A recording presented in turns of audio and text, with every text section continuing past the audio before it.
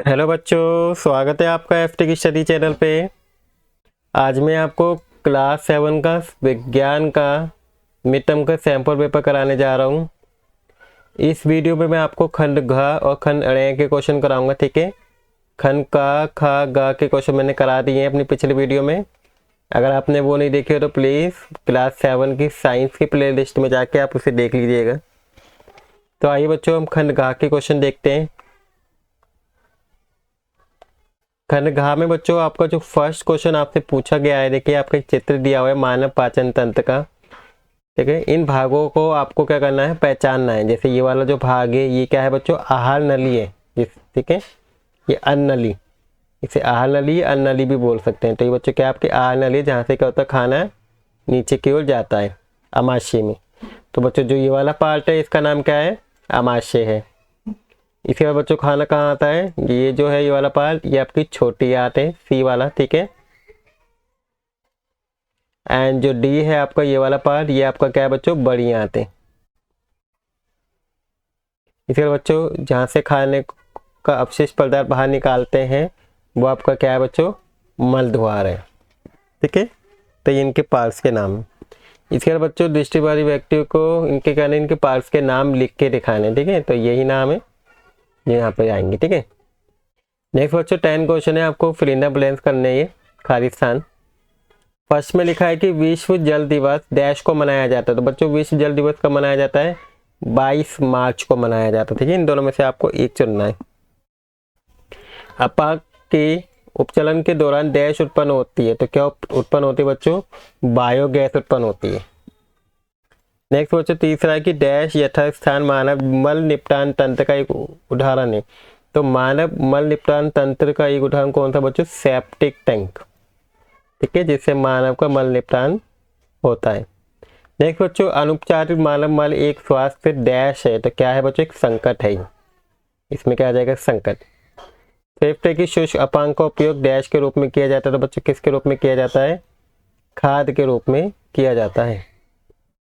Next बच्चों 11 question है आपका कि लोहे की जंग लगने की प्रक्रिया को समझाइए और जंग लगने के लिए आवश्यक परिस्थिति भी बताइए कौन कौन सी। देखिए तो देखिए इसका आंसर ये रहा, जब लोहा नमी, ठीक है, यानी कि पानी और वायु में उपस्थित ऑक्सीजन के संपर्क में जैसे ही आता है तो उस पर क्या होती है बच्चों, एक भूरे रंग की परत जमनी शुरू हो जाती है। इसी को हम जंग कहते हैं और ये एक रासायनिक परिवर्तन होता है। अब जंग लगने की आवश्यक परिस्थिति बच्चों क्या है, वायु के संपर्क में आना एंड पानी की उपस्थिति में होता है। ये तो दो चीज जरूरी होती हैं जिससे जंग लगता है। नेक्स्ट बच्चों सेकंड में बताना है कि जंग रोकने के कोई दो तरीके बताइए। तो देखिए जंग को किस तरीके से रोका जा सकता है। पहला तरीका बच्चों तेल या ग्रीस लगा के हम क्या कर सकते हैं, वायु और नमी के संपर्क को रोक सकते हैं। सेकेंड बच्चों ग्लेवनाइजेशन। ग्लेवनाइजेशन क्या होता है बच्चों, लोहे पर जिंक की परत चढ़ा के हम क्या कर सकते हैं, जंग लगने से बचा सकते हैं। तो ये दो तरीके हैं, ठीक है। नेक्स्ट बच्चों इन दोनों की चॉइस में दूसरी ये क्वेश्चन दिया हुआ है, ठीक है। ये 5 है, आपको ये बताना है। इसमें बच्चों को बताना है आपको कि कौन सा इसमें भौतिक परिवर्तन है और कौन सा आपका रासायनिक परिवर्तन है। तो देखिए पहले मैं बता देता हूँ भौतिक परिवर्तन और रासायनिक परिवर्तन क्या होता है। बच्चों भौतिक परिवर्तन वो होता है जिसकी आकृति में परिवर्तन होता है और रासायनिक परिवर्तन वो होता है जिसकी आपकी जो प्रॉपर्टीज हैं वो पूरी की पूरी चेंज हो जाती हैं, गुण उसके चेंज हो जाते हैं। तो जैसे फर्स्ट दिया मैग्नीशियम के फीते का जलना, ठीक है, जल गया, ठीक है। अब जलने के बाद हम उसे वापस से मैग्नीशियम का फीता नहीं बना सकते, ठीक है, जिसको हम दोबारा से गेन भी नहीं कर सकते, वो भी आपका रासायनिक परिवर्तन के अंदर आता है। बच्चों फर्स्ट वाला क्या होगा, आपका रासायनिक परिवर्तन होगा, देखिए यहाँ दिखाया मैंने। सेकंड बच्चों चौक के टुकड़े के हिस्से कर दिए, देखिए उसकी आकृति बदल गई लेकिन उसकी प्रॉपर्टीज चेंज नहीं हुई, तो ये कौन सा होगा बच्चों, भौतिक परिवर्तन होगा। थर्ड बच्चों चावल पकाना, चावल पक चुके हैं, ठीक है, कच्चे चावल दोबारा नहीं होते, ये रासायनिक परिवर्तन है। बर्फ पिघलना, बर्फ पिघलने का पानी बन जाएगा, पानी के बाद हम दोबारा बर्फ बना सकते हैं, तो ये भौतिक परिवर्तन है। कॉपर सल्फेट का क्रिस्टलीकरण करना, ठीक है, क्रिस्टल बन गए, छोटे छोटे पीसेस बन गए, ठीक है, तो इसको दोबारा से हम जोड़ कर सकते हैं, ठीक है, तो ये भौतिक परिवर्तन होगा ये भी, ठीक है। इसके बच्चों आपको खनड़े आता है। खनड़े में आपके देखिए जितने भी क्वेश्चन है सब आपके एक आपको पैसेज दिए रखे हैं, उनको पढ़ के आपको आंसर देने होंगे। तो देखिए फर्स्ट इसमें लिखा है 12वें क्वेश्चन में कि शालू ने एक ही प्रकार के पौधे को 2 गमले लिए, एक ही प्रकार के पौधों के लिए उन्हें आ और बा नाम दिया। उसने गमले आ को अंधेरे कमरे में रखा और गमले बा को सूरज के प्रकाश पर रख दिया। 72 घंटे के बाद उसने दोनों गमलों की पत्तियों पर आयोडीन परीक्षण किया, टेस्ट किया आयोडीन का। तो फर्स्ट क्वेश्चन पूछा बच्चों किस गमले की पत्ती आयोडीन परीक्षण के दौरान नीली और काली हो जाएगी। तो बच्चों किस गमले की होगी, गमले आ की और गमले बा की। तो इसका आंसर बच्चों क्या है, गमले बा की हो जाएगी, ठीक है, क्योंकि इसको सूर्य के प्रकाश में रखा गया था। सेकंड बच्चों पत्तियों को हरा रंग देने वाला वर्णक का नाम क्या है। जो पत्तियों में हरा रंग होता है वो किस वजह से होता है बच्चों, पत्तियों में मौजूद क्लोरोफिल के कारण होता है, ठीक है, जो क्लोरोफिल है इसके कारण होता है। थर्ड क्वेश्चन बच्चों आपके इसमें थर्ड और फोर्थ में चॉइस है, ठीक है, या तो थर्ड करना होगा आपको, ये फोर्थ करना होगा, इन दोनों में से कोई एक करना होगा। तो थर्ड बच्चा आपको है कि प्रकाश संश्लेषण किसे कहते हैं। तो देखिए इसका आंसर, प्रकाश संश्लेषण एक ऐसी प्रक्रिया है, वह प्रक्रिया जिसमें हरे पौधे क्या करते हैं, सूरज के प्रकाश की सहायता से कार्बन डाइऑक्साइड और जल से भोजन बनाते हैं और ऑक्सीजन को छोड़ते हैं। इसके बाद चॉइस में बच्चों दिया है कि नहीं 2 पौधों के नाम बताइए जो स्वपोषी नहीं है, जो अपना खाना खुद नहीं बनाते, ठीक है, दूसरे पर डिपेंड है, ठीक है। मशरूम है एक ऐसा पौधा और दूसरा अमरबेल का पेड़ है, ठीक है, ये 2 उदाहरण हो जाएंगे। 13 क्वेश्चन बच्चों रवि अपने पिता के जन्मदिन के लिए हलवा बना रहा था। उसने देखा कि कढ़ाई का लकड़ी का जो हैंडल है बिल्कुल ठंडा पड़ा हुआ था, परंतु धातु की जो चम्मच है वो बहुत गर्म थी।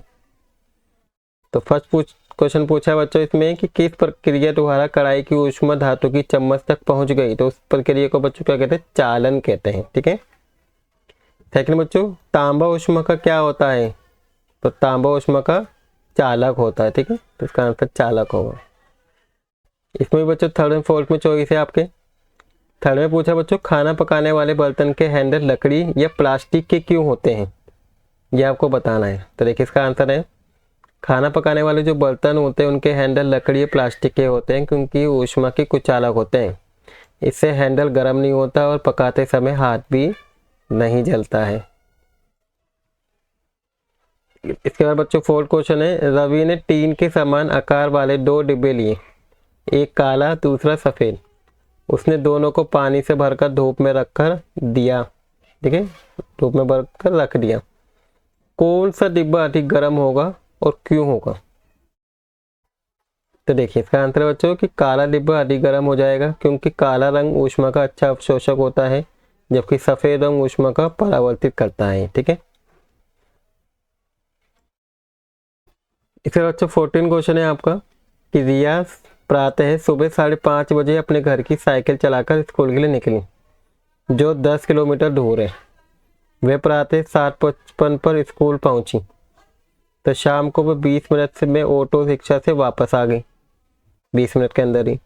तो रिया को प्रातः घर से स्कूल पहुंचने में कितना समय लगा, ठीक है। तो देखिए 7:55 से लेके वो 7:15 से लेके 7:55। तो देखिए इसमें से हम इसको क्या करेंगे, माइनस करेंगे, तो आपको बच्चों कितना आ जाएगा, आपका 40 मिनट आ जाएगा, ठीक है, 40 मिनट का समय लगा। नेक्स्ट बच्चों सेकंड है कौन सा वाहन तेज था, साइकिल या ऑटो रिक्शा। तो ऑब्वियसली बात है बच्चों ऑटो रिक्शा ही तेज चलता है, तो इसका आंसर ऑटो रिक्शा होगा। इसके बाद बच्चों थर्ड है कि साइकिल की गति किलोमीटर घंटा में ज्ञात कीजिए। तो देखिए साइकिल की गति का फॉर्मूला बच्चों क्या होता है, दूरी बटे समय, ठीक है, दूरी को डिवाइड करेंगे समय से। दूरी आपकी 10 किलोमीटर है और समय आपका कितना है बच्चों, 60 से डिवाइड करेंगे, ठीक है। तो आपको ये हो जाएगा 2/3। जब इसे सॉल्व करेंगे तो 20/3 यानी कि 15 आ जाएगा ये आपका, ठीक है, 15 किलोमीटर पर घंटा। इसके बाद बच्चों नेक्स्ट क्वेश्चन है आपका कि डैश वाहन द्वारा तय की गई दूरी को मापता है। ऐसा मतलब पथमापी बच्चों है इसका, है ना, पथमापी क्या करता है, दूरी को मेजर करता है, और डैश यानी कि चाल मापी क्या करता है, वाहन की गति को मेजर करता है, ठीक है। गति को नापने वाला चाल मापी होता है और दूरी को मापने वाला पथमापी होता है। इसके बाद बच्चों 15 क्वेश्चन है अपशिष्ट जल उपचार संयंत्र के 4 चरण दे रखे हैं। फर्स्ट चरण है कि अपशिष्ट जल को बड़े आकार के संदूक जैसे कपड़े के टुकड़े डिब्बे आदि से अलग करने के लिए ऊर्ध्वाधर लगी छड़ों से बने शाल का छन्ने से गुजारा जाता है। चरण 2 इसके बाद जल को गिरीट और बालू के अलग करने की टंकी में ले जाया जाता है। और चरण 3 में बच्चों फिर जल को एक ऐसी बड़ी टंकी में ले जाया जाता है जिसका पैंदा मध्य भाग की ओर ढलान वाला होता है। यहाँ मल को जल से अलग किया जाता है। चरण 4 में निम्नीकरण जल में पंप के द्वारा वायु को गुजारा जाता है। तो बच्चों इससे फर्स्ट क्वेश्चन पूछा है कि जल को रोगाणु रहित करने वाले एक रसायन का नाम बताइए जिससे रोगाणु को खत्म किया जाता है। तो बच्चों पानी के अंदर क्या डाला जाता है? क्लोरीन। ठीक है, क्लोरीन से क्या होता है, पानी के अंदर जितने भी रोगाणु होते हैं वो खत्म हो जाते हैं। सेकंड बच्चों डैश की वृद्धि के लिए निम्नीकरण जल में पंप के द्वारा वायु को गुजारा जाता है। तो किसकी वृद्धि को? ये जीवाणु की वृद्धि के लिए या बैक्टीरिया भी कह सकते हैं। ठीक है। थर्ड है बच्चों आपका घर में वहित मल को कम करने के 2 उपाय बताइए। तो इसके 2 उपाय बच्चों हैं ये रे, देखिए घर में वाहित मल को कम करने के 2 उपाय। रसोई के कचरे को कंपोस्ट खाद में बनाने में उपयोग करें। स्नान, कपड़े धोने आदि के पानी को क्या करें? दोबारा से यूज करें, मतलब बाहर छिड़क दें। ठीक है। इसके बाद बच्चों फोर्थ है कि सार्वजनिक स्थानों पर स्वच्छता बनाए रखने के 2 तरीके बताइए कि किस तरीके से हम स्वच्छता को बनाए रखते हैं। देखिए कूड़ा कचरा जो होता है उसको निर्धारित जगह पर ही डालें। ठीक है, जो आपकी जगह है उस जगह पे हमें कूड़ा कचरा फेंकना चाहिए जो बनाई गई है। ठीक है। सेकंड बच्चों प्लास्टिक का प्रयोग कम से कम करें और सार्वजनिक शौचालय का उपयोग करें। सार्वजनिक शौचालय होता है, पब्लिक टॉयलेट होता है, उसका यूज ज़्यादा करें। ठीक है। तो इसके 2 तरीके हैं। ठीक है, तो बच्चों ये था आपका खंड और है, इसमें मैंने आपको कंप्लीट करा दिया पेपर। ठीक है। आई होप आपको दोनों सेक्शन अच्छे से समझ में आ गए होंगे और आपको वीडियो भी अच्छी लगी होगी। बच्चों वीडियो अच्छी लगी तो वीडियो को लाइक कर दीजिएगा और अगर आप चैनल पे नए हैं तो चैनल को सब्सक्राइब कर दीजिएगा। Thank you for watching video.